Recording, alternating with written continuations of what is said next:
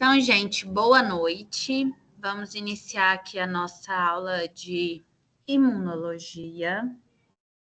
Hoje nós vamos falar sobre estratégias para o desenvolvimento de vacinas. Peço até desculpa aí pelos slides, foi o que deu para fazer aqui na correria. Então, o que é isso, né? A gente vai ver os tipos de vacina, como que são os vírus, qual tipo de imunidade, diferença desse tipo de imunidade. Então, vamos discorrer isso aí durante a nossa aula. Nós vamos falar sobre imunidade ativa, passiva, identificação do antígeno, escolha da plataforma de vacinação, desenvolvimento pré-clínico, ensaios clínicos, regulamentação, produção, distribuição, educação, aceitação, pesquisas e inovações contínuas.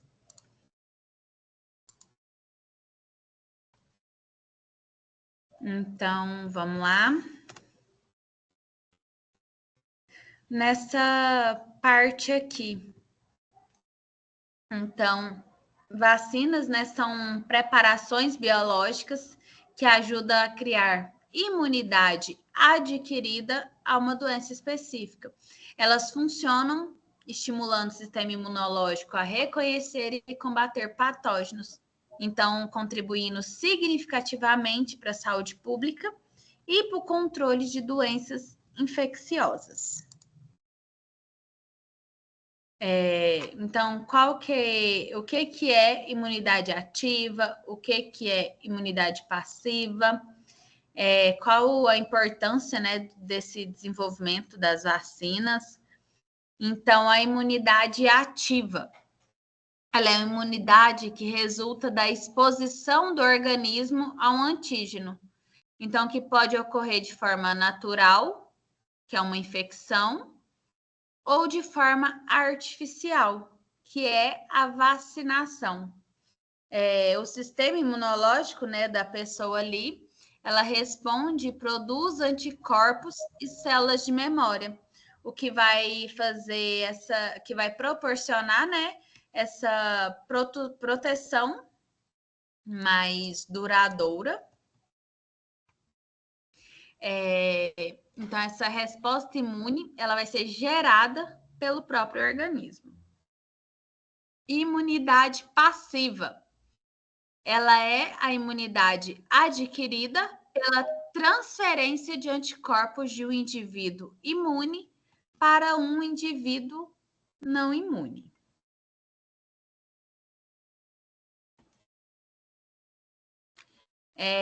Então, não envolve, né, a produção de anticorpos pelo organismo que recebe. Então, ele proporciona proteção imediata, mas ela é apenas temporária. Então, um exemplo aí é incluir a transferência de anticorpos maternos para o feto ou a administração de soros ou imunoglobulinas, né? Então, aqui a imunidade ativa é adquirida quando o organismo produz seus próprios anticorpos em resposta à exposição a um antígeno, enquanto a imunidade passiva ela é conferida por anticorpos de outra fonte, como a transferência de anticorpos maternos para o feto. É a mesma coisa de imunidade inata e imunidade adquirida? Então, a imunidade ativa, ela envolve a resposta do próprio organismo, enquanto a passiva envolve a transferência de anticorpos. A imunidade inata é a resposta inicial e não específica, que vai estar presente desde o nascimento, enquanto a adquirida, ela é desenvolvida ao longo da vida. Então, vai ser através de exposições a patógenos ou vacinas, e ela é específica. Então, os termos, né, ativo e passivo, ele vai se referir ao mecanismo de desenvolvimento da imunidade, enquanto imunidade inata e adquirida se refere à origem e ao tempo da resposta imunológica da resposta desse sistema imunológico.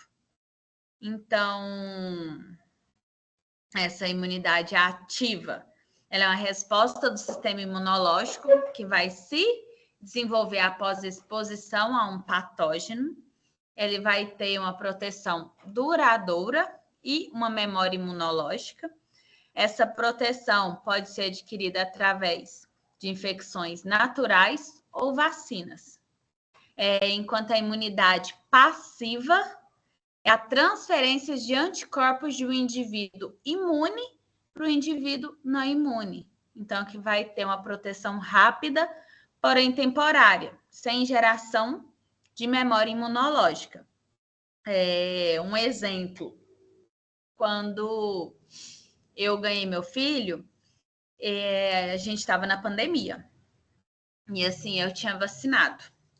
E bebezinhos não podiam vacinar, né? Então, se ele mamasse em mim, ele ficaria imune ali também. Mas com meu filho não deu certo. Depois que eu tomei vacina, ele não quis mamar mais. Então, não deu certo para ele pegar essa imunidade. Então, exemplos, né, de imunidade passiva seria dessa forma. Os anticorpos maternos da mãe vai passar ali para o feto ou para o neném. E utilização também de imunoglobulinas através de soros, né, terapêuticos. E nós também temos uma imunidade chamada coletiva, que ela é destacada, né, como fundamental para o controle de doenças infecciosas, onde uma porcentagem suficiente da população adquire imunidade. Então, vai reduzir a propagação desse patógeno e proteger aqueles que não vão estar imunes.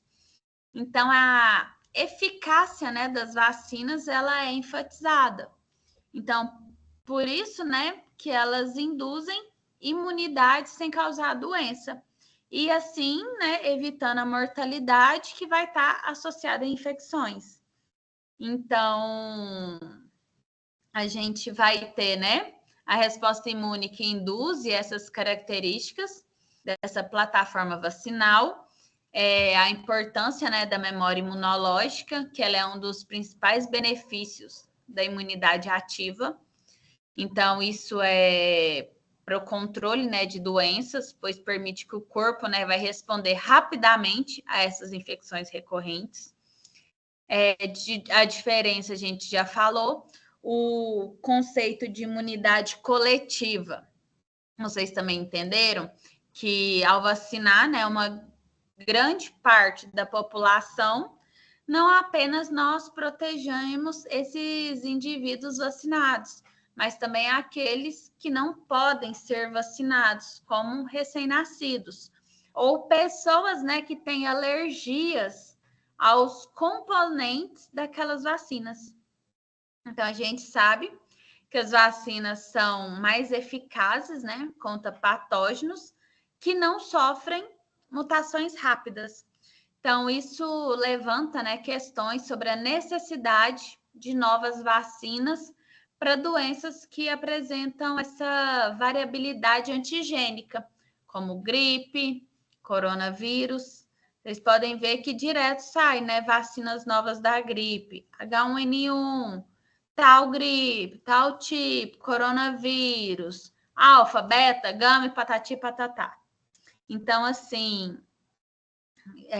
a gente consegue, né, ser mais eficaz quando o vírus não sofre mutações rápidas. Avanços, né, na tecnologia vacinal também permite respostas mais eficazes a novos patógenos, né, que aumenta a eficiência, né, dessas imunizações.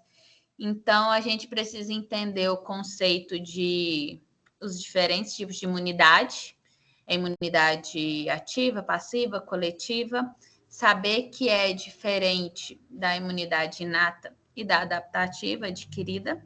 Então, isso vocês estão sabendo, né? Espero.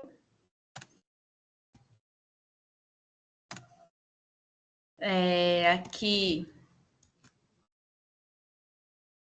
a gente já falou também. Então, imunidade ativa e imunidade passiva. A imunidade ativa produz uma resposta imune duradoura e específica após a exposição ao antígeno, pode ser adquirida naturalmente ou por vacinação, dependendo do tipo de vacina, pode levar dias a semanas. A imunidade passiva tem a proteção imediata, mas é temporária, somente de semanas a meses. E a imunidade ativa, ela é usada em vacinas de rotina, como sarampo, hepatite B, e a imunidade passiva, né?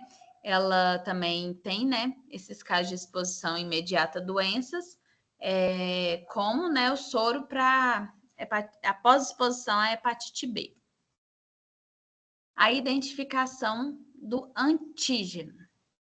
Então, assim, o desenvolvimento das vacinas, ele é um processo complexo. Ele envolve várias etapas, várias estratégias. Então, primeiro, a gente tem que fazer a identificação do antígeno. Nós temos antígenos proteicos, que é selecionar proteínas específicas ali daquele patógeno, que pode induzir uma resposta imune eficaz. Nós temos antígenos polissacarídeos, que é usar componentes de carboidratos da parede celular das bactérias. E temos epítopos, que é identificar regiões do antígeno que são reconhecidas pelo sistema imune. Então, os antígenos proteicos. Então, são proteínas que vêm de patógenos, como vírus e bactérias. Então, essas proteínas podem estimular uma resposta imune quando reconhecida pelo corpo. Um exemplo, vacinar alguém com a proteína específica de um vírus. Então, o sistema imunológico vai aprender a identificar e a combater esse vírus se ele aparecer novamente. Os antígenos polissacarídeos. Então, eles são compostos por longas cadeias de açúcares que são encontrados na parede celular de algumas bactérias. Então, esses carboidratos, eles também podem induzir uma resposta imune. Vacinas, né, que usam antígenos polissacarídeos vai ajudar o corpo a reconhecer e a lutar contra infecções bacterianas. Um exemplo, a pneumonia. E os epítopos são pequenas regiões ou partes, né, específicas ali daqueles antígenos que são reconhecidas pelo sistema imunológico, particularmente por anticorpos. Então, quando o antígeno ele entra no corpo, o sistema imunológico vai procurar esses epítopos para saber como reagir. Então, cada epítopo é como uma etiqueta que é indicada ao sistema imunológico que ele precisa atacar. Um exemplo, se um anticorpo encontra um epítopo de vírus, então ele pode se ligar a ele e ajudar a eliminar essa infecção. Então, esses três conceitos, eles são fundamentais para entender como o sistema imunológico reconhece e responde a diferentes patógenos. Então, eles são essenciais no desenvolvimento das vacinas e de terapias imunológicas. A escolha da plataforma de vacinação. O que é isso? Se é vacina vivas atenuadas, inativadas, subunitárias, vetor viral, DNA, RNA. Então, vacinas vivas atenuadas. Então, é usar formas atenuadas, que são enfraquecidas do patógeno. São vacinas, né, que usam essas formas enfraquecidas desses patógenos que vai causar a doença. Então, quando você toma vacina, o seu corpo vai reconhecer esses patógenos, esses germes enfraquecidos e vai aprender a lutar contra ele. Então, assim, se você encontrar esses patógenos de verdade lá no futuro, seu corpo já vai saber como combater. Vacina do sarampo, rubéola, tudo são vacinas vivas atenuadas. De vírus, né? São vírus vivos. Vacinas inativadas. A gente utiliza patógenos mortos ou inativados. Então, a gente pega esses patógenos que foram mortos ou destruídos de alguma forma, que eles vão ensinar o seu corpo a reconhecer esse patógeno. Mas como esse germe, esse patógeno vai estar morto, ele não vai te causar a doença. Um exemplo é a hepatite A e a gripe. Por isso que, assim, é mito. É errado que o povo fala que toma vacina da gripe e gripa. Não, o vírus ali é morto, não tem como ele causar uma gripe. Então, a vacina da gripe é com o vírus inativado. Temos as vacinas subunitárias, que elas produzem apenas partes do patógeno como proteínas. Então, essas vacinas não utilizam o patógeno inteiro, mas sim partes específicas dele. Um exemplo são as proteínas. Então, elas vão ajudar o corpo a reconhecer essas partes e desenvolver uma defesa contra o patógeno completo. É uma vacina que ela é subunitária, é a coqueluche. Também temos vacinas de vetor viral, que é usar um vírus diferente para entregar genes do patógeno que vai codificar o antígeno. O que é isso? Então, nesse tipo de vacina, a gente tem um vírus diferente, que é usado para levar instruções que fazem seu corpo produzir partes do patógeno que causa a doença. Então, o vírus que é usado como vetor, ele não causa doença. Ele simplesmente ajuda a ensinar o seu sistema imunológico a reconhecer os patógenos reais. Um exemplo, né, é a vacina contra o ebola. Então, é do vírus vetor viral. Peraí, gente. Temos também vacinas de DNA e RNA, que ela é utilizada, né? A gente utiliza o material genético do patógeno para induzir a produção de antígenos na célula do hospedeiro. Então, essas vacinas vai usar o material genético do patógeno, como o DNA ou RNA. Então, esse material vai ensinar as células ali do organismo a produzir partes dos patógenos, que vai gerar uma resposta imune. Então, assim, o seu corpo vai aprender a proteger contra a infecção. Aí, um exemplo é as vacinas, né? Covid-19.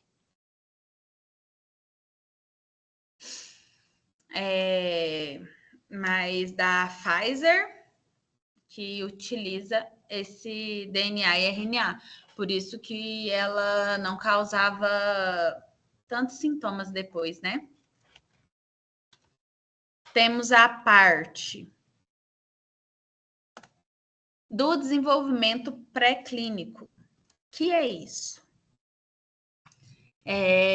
A gente tem a parte de modelos animais e a análise imunológica. Então, em modelos animais, o que é? Testar a eficácia e segurança da vacina em modelos animais antes dos ensaios em humanos. É utilizado muitos ratinhos, né, para isso.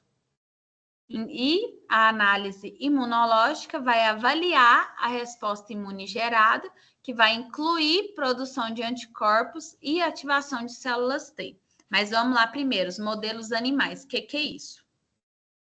Antes, né, de testar uma vacina em pessoas, os cientistas testam em animais. Então, isso é feito para garantir que a vacina seja segura e seja eficaz. Então, os modelos animais podem ser os ratinhos, né, camundongos, coelhos, macacos, que vai ajudar os pesquisadores a entender como essa vacina funciona no corpo. Então, eles vão observar se a vacina provoca a proteção, né, desejada e se causa efeitos colaterais indesejados. Então, esses testes são essenciais, né, para garantir que a vacina não cause danos antes que ela seja dada ali às pessoas. E a parte da análise imunológica. Então, após a vacinação em animais, os pesquisadores vão verificar como o sistema imunológico deles reagiu. Então, eles vão medir a quantidade de anticorpos que o corpo produziu e se as células T foram ativadas. Então, isso vai mostrar se a vacina realmente está ajudando o corpo a se proteger contra esse patógeno. Então, essa parte da análise imunológica ela é fundamental para saber se a vacina está pronta para ser testada em humanos e se ela pode realmente oferecer a proteção real contra a doença. Então, assim, essas etapas são muito importantes para garantir que as vacinas sejam seguras e eficazes antes de chegarem aos ensaios clínicos em humanos, ok? Aí, depois desse desenvolvimento pré-clínico, a gente vai para os ensaios clínicos, que já é a parte que a gente testa em humano. Nós temos 3 tipos de fase. Fase 1, fase 2, fase 3. Na fase 1, a gente testa segurança em um pequeno grupo de voluntários saudáveis. Nessa fase, a vacina vai ser testada geralmente entre 20 a 100 pessoas. Qual que é o objetivo? Verificar se a vacina é segura e se não causa efeitos colaterais graves. Os pesquisadores, né, vai monitorar esses voluntários de perto e vai observar como eles reagem à vacina. Se avaliam que tem reações adversas e como também o corpo dos voluntários responde. Na fase 2, vai avaliar a imunogenicidade e a dose ideal nesse grupo maior. Então, vai ser em centenas de pessoas. Então, vai ser mais que 100 pessoas aqui. Então, o foco vai ser avaliar a imunogenicidade, que é a capacidade da vacina de gerar uma resposta imunológica. Ou seja, se o corpo produz anticorpos e ativa as células T. Então, os pesquisadores também tentam determinar a dose ideal da vacina, ou seja, né, qual que é a quantidade mais eficaz e mais segura para gerar a proteção. E temos a fase 3, que é testar a eficácia e monitorar os efeitos colaterais de um grande número de participantes. Então, nessa fase, a vacina ela é testada em um grande número de pessoas, às vezes até milhares de pessoas para avaliar sua eficácia. O principal objetivo é verificar se a vacina realmente protege a pessoa das doenças e monitorar, né, os efeitos colaterais. Então, os pesquisadores vão comparar quantas pessoas vacinadas ficam doentes em comparação com aquelas que receberam um placebo. Então, que é uma substância ali sem efeito. Então, eles também continuam a observar qualquer efeito colateral que possa surgir ali. Então, nessa parte, nesses ensaios clínicos, nós temos essas 3 fases. 1, 2, 3. A parte de regulamentação e licenciamento. Nós temos a avaliação reguladora, que é submeter a vacina a órgãos reguladores, como a Anvisa ou FDA, para fazer a análise e aprovação. Então, depois que a vacina passa pelos ensaios clínicos e mostra que realmente ela é segura e eficaz, ela precisa ser aprovada por órgãos reguladores, que no Brasil é a Anvisa, né? E o FDA nos Estados Unidos. Esses órgãos, né, têm a responsabilidade de garantir que a vacina atenda a padrões rigorosos de segurança e a eficácia, né, antes de ser disponibilizada ao público. Então, os fabricantes de vacina enviam todos os dados e resultados dos testes, né, realizados aí para análise. Os especialistas dessas agências avaliam as informações, fazem perguntas e podem pedir mais dados antes de conceder a aprovação. E temos a parte de pós-licenciamento, que é a parte de monitorar a segurança e eficácia da vacina após sua introdução aí no mercado, né? Então, após a vacina ser aprovada e lançada aí no mercado, o trabalho ali não termina. Então, a gente tem que continuar monitorando se ela ainda está fazendo a parte ok da segurança e da eficácia. Então, o acompanhamento pós-licenciamento, ele é essencial, né, para identificar qualquer efeito colateral raro que pode não ter aparecido durante os testes iniciais e para verificar se a vacina continua a proteger as pessoas ao longo do tempo, né? Então, os órgãos reguladores vai coletar dados de pessoas vacinadas e pode receber relatos de efeitos adversos.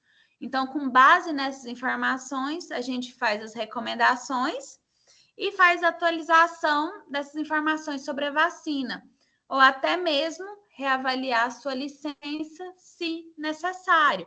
E assim, existem eventos adversos, efeitos adversos, né? Até vacinas, um exemplo, o tétano, que é uma vacina muito antiga, ela pode ter efeito adverso em alguma pessoa. Então, o que faz? Ele é notificado. Aí os órgãos ligam para a pessoa para saber como que a pessoa está, o que está sentindo, para fazer anotações e para reavaliar tudo isso, tá?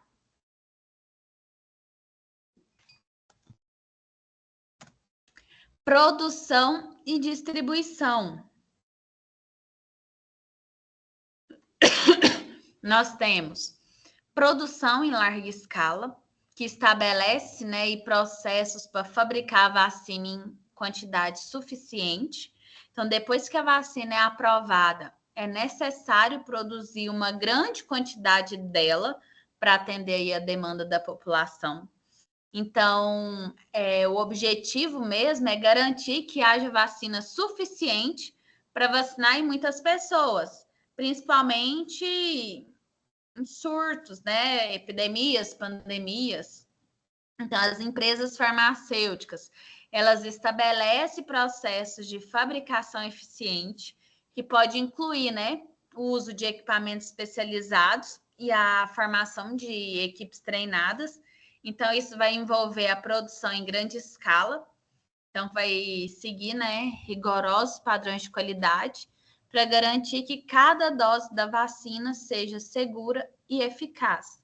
E temos a parte de logística de distribuição, que é planejar a cadeia de frio e a distribuição para garantir a eficácia da vacina. Então, após a produção, a vacina precisa ser distribuída para hospitais, clínicas e postos de saúde, que vai ser onde as pessoas vão se vacinar.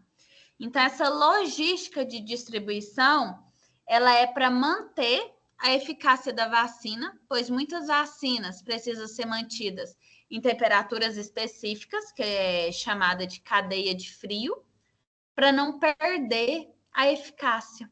Então, as empresas planejam ali cuidadosamente como transportar essas vacinas, quais equipamentos que vai ser utilizado, caixa térmica, caminhão refrigerado. Também é importante rastrear a temperatura durante o transporte dessa vacina, para garantir que a vacina chega em boas condições nesses locais de vacinação. Educação e aceitação. Nós temos, para essa parte, campanhas de informação que promove, né, essa educação pública sobre a importância da vacinação.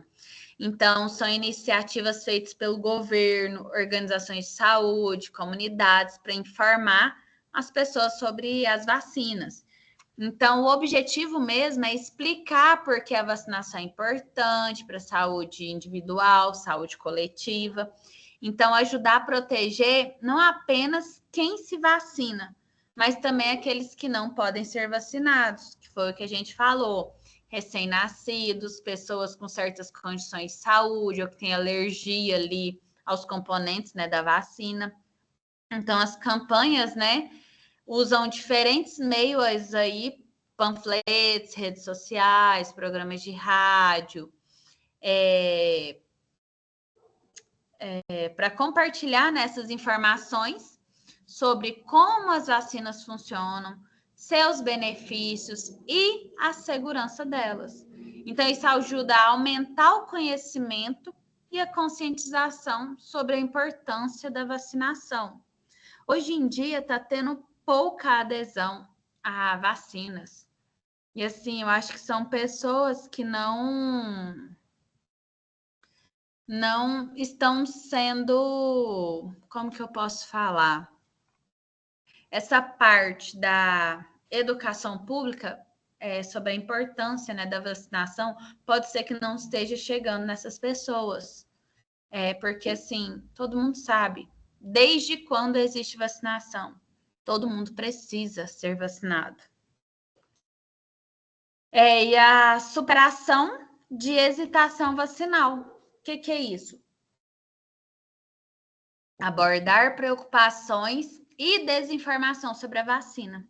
Então, é o que a gente estava falando. Muitas pessoas têm dúvidas ou preocupações sobre vacinas, o que pode levar a pessoa a não querer se vacinar. Então, a gente também tem, né, esse objetivo de abordar essas preocupações, fornecer informações corretas para que as pessoas se sintam seguras e confiantes em se vacinar seus filhos. Então, profissionais de saúde, educadores, né?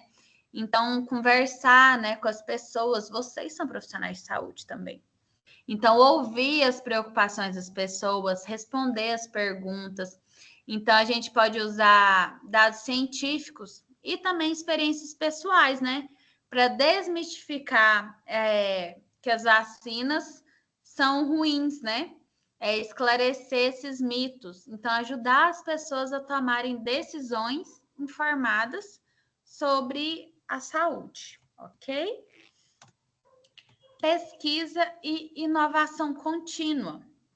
Então, estudos de longo prazo. Então, continuar a monitorar a eficácia e a segurança da vacina e a longo prazo. Então, esses estudos envolvem monitorar a vacina após ela ter sido aprovada e usada na população. Verificar se está funcionando bem, se não há efeitos colaterais inesperados aí ao longo do tempo.